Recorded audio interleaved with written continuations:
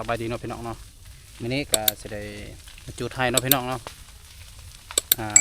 ไป3คนนี่แหละเพราะว่าไปแบ่งคนนึงอยู่กลางคนนึงเบื้องภาคเบื้องพุ่นเนาะก็ภาคเบื้องนี้เนาะพี่น้องเนาะเอาเป็นยังไงกันล่ะก็ภาคติดตามรับชมวิดีโอยาวๆเลยกันเอาไปกันเลยพี่น้องเนาะ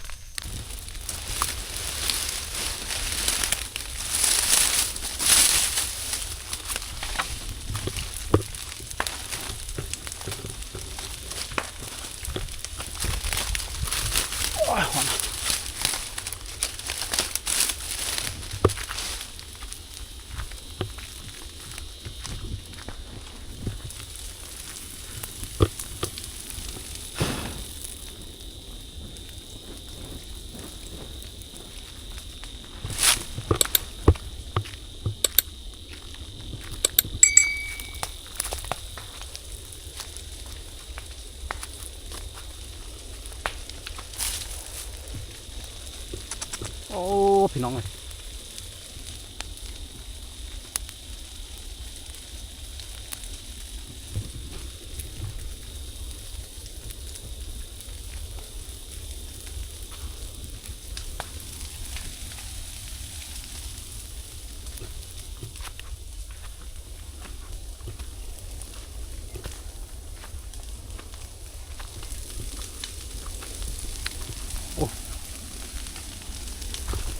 ไฟลุกขึ้นลุกโอ้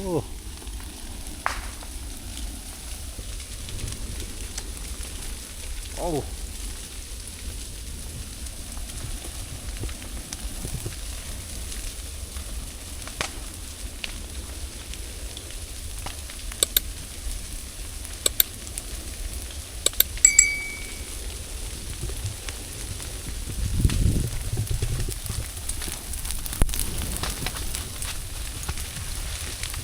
โอ้โอ้โอ้พอนะ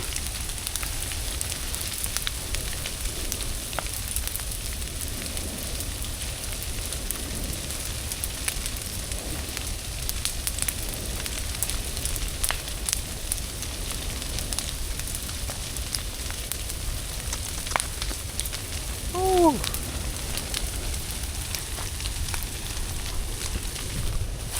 จุดไข่จุดส่วนเลยพี่น้อง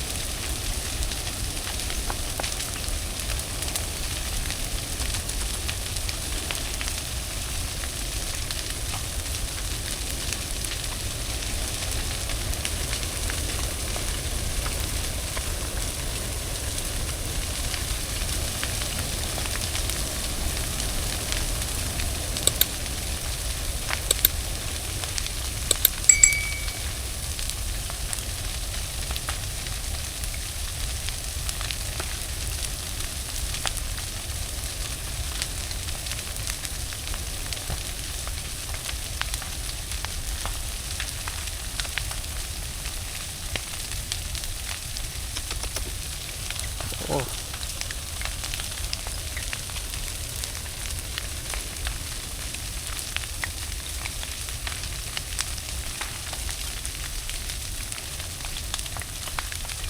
ไม่บงงามเนาะพี่น้องโอ้หอยละเอียด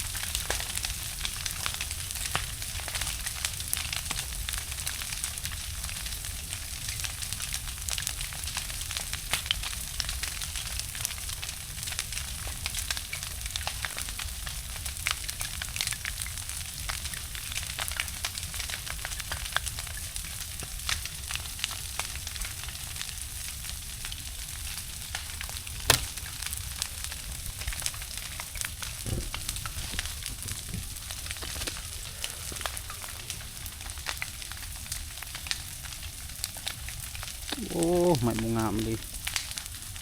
ไม่เอ้ยไม้ปลายมันว่าบ่ได้ฮอนลงเลยพี่น้องฮอนลาย